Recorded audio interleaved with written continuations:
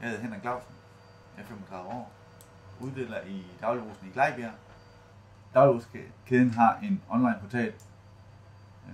Det er let at komme i gang, men utroligt svært at fortælle om, fordi det er så nemt.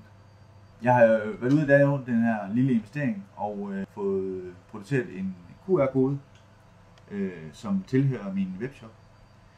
Og når man scanner den via sin iPhone eller smartphone, så går man direkte ind i min portal, og så er du faktisk klar. Det eneste du skal, det er at logge ind, oprette dig, både med navn og adresse, og din betalingskort. Og når du har betalingskortet lagt ind, så skal du ikke bruge den efterfølgende, fordi så ligger den til en anden gang, du skal. Du har herefter mulighed for at bestille over 2.000 forskellige varenumre, og når det er sket, så og ligger i kurven, så går du til betaling og trykker på betalt, og så spørger den dig, om du er interesseret i at afhente varen eller have varen leveret. Og for at gøre det så enkelt som muligt, kan man med vores QR-koder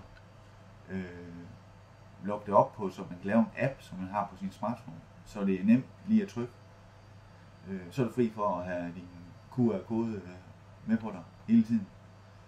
Det vil faktisk sige, at du kan stå ude i lufthavnen på vej hjem, egentlig at bestille dine varer. Og så står varen der, når du kommer hjem fra din ferie. Det er jo utroligt let at administrere vores program.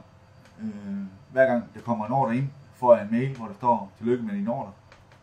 Går ind i mit administrationsprogram, hvor det hele står, der står, hvilken vare kunden skal have, hvilken navn kunden er, om det bliver hentet, eller om vi skal bringe det, hvad prisen er. Og når du har sammen varen, jamen trykker vi jo godkendt, så går betalingen igennem, og så er vi klar til en ny ordre. Den allerbedste fordel ved at have en online portal, det er, at vi er de første. Vi vil være de første. Det er sjovest at være de første, når det lykkes.